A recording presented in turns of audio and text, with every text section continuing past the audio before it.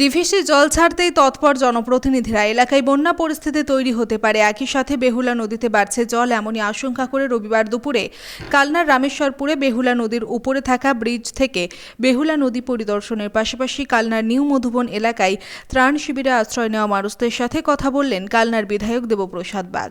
এদিন তিনি বলেন, ডিভিসি জল ছাড়লে বেহুলা নদীতে জলস্তর বাড়ে, আর বেহুলাতে জলস্তর বাড়লে নিউ মধুবন এলাকার বাসিন্দারা বর্তমানে যে ত্রাণ শিবিরে রয়েছেন সেখানে জল আসতে পারে, তাদের অন্য জায়গায় সরিয়ে নিয়ে যাওয়ার কথাও ভাবা হচ্ছে। কি দেখলেন?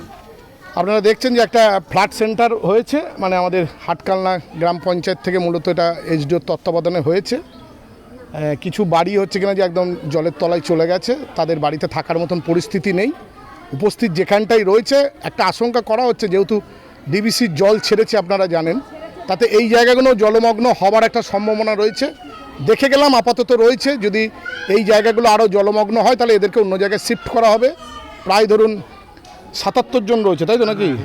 প্রায় ৭৭ জন মানুষ এখানে রয়েছে, তাদের থাকা খাওয়ার এখন বন্দোবস্ত করা হয়েছে সবটাই।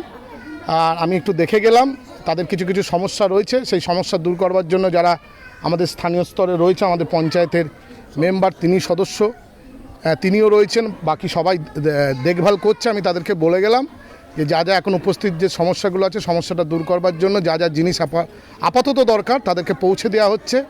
যদি প্রয়োজন হয় এদেরকে অন্য জায়গায় আবার শিফট করা হবে। আর কোন জায়গাগুলো আপনি দেখলেন? আমি আপাতত দেখুন, আমি মূলত বেহুলা নদীটাকে দেখলাম, কারণ আমাদের ডিবিসির জল ছাড়লে পরে গঙ্গাতে অতটা প্রভাব পড়ে না। যা প্রভাবটা হয় সেটা হচ্ছে কিনা যে আমাদের এই নিউ মধুবন এলাকাগুলো, এবার এই নিউ মধুবন এলাকাগুলো কিন্তু জলে ভেসে যাওয়ার একটা সম্ভাবনা রয়েছে। যে পরিমাণে তারা একদম মানে কি বলবো, পরিকল্পনা ছাড়া যেভাবে হচ্ছে কিনা কেন্দ্রীয় সরকার যে জলগুলো ছেড়ে দিচ্ছে, তাদের তো পরিকল্পনাটা অত্যন্ত সুন্দরভাবে তোরা রূপায়িত করে।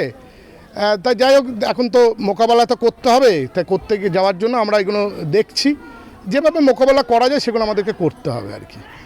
রীতা ভট্টাচার্যের রিপোর্ট, সুন্দর বাংলা নিউজ।